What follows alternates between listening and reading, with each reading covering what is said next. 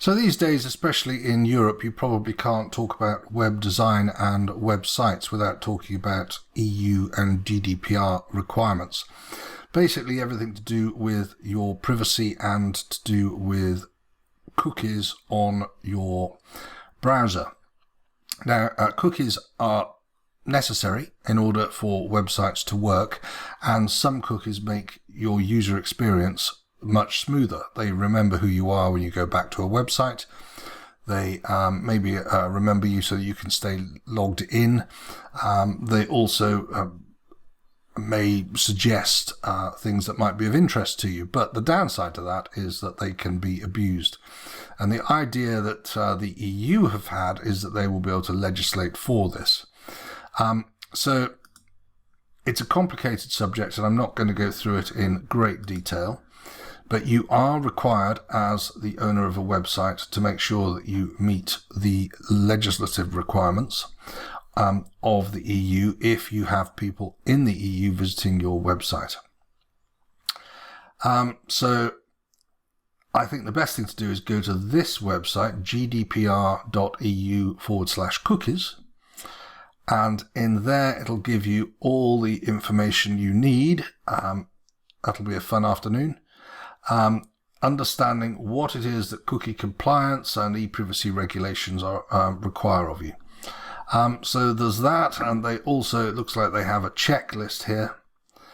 So you can check whether or not you are required to comply and whether you do comply. Now, GDPR and data protection and cookies are all overlapping. So, yeah, it's not necessarily going to be all the same thing. And you can also go to cookielaw.org/thecookielaw. Links will be below. And that explains whether or not you are in compliance. And you can also look there at what might happen if you are not. I mean, I think, to be honest, there are probably thousands of websites, small websites, owned by individuals that and small businesses which are not in compliance with current EU law, and I suspect that they will never even be noticed. But obviously ignorance of the law is no defense, so I just raise these 2 points so that you have at least a starting point if you want to make sure that your website is going to be compliant, and if it's not compliant, how you can change it to make it compliant. Okay, so I hope that's useful.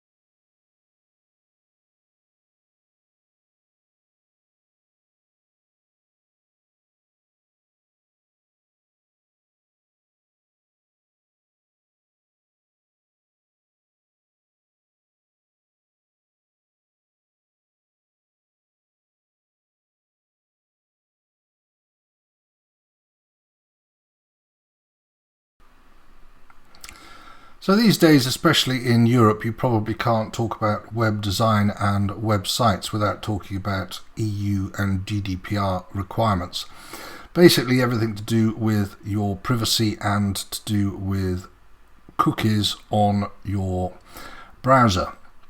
Now, cookies are necessary in order for websites to work, and some cookies make your user experience much smoother. They remember who you are when you go back to a website.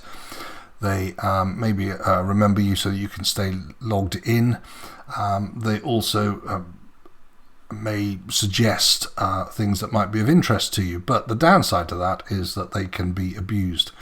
And the idea that the EU have had is that they will be able to legislate for this.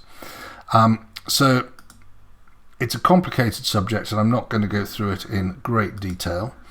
But you are required as the owner of a website to make sure that you meet the legislative requirements of the EU if you have people in the EU visiting your website.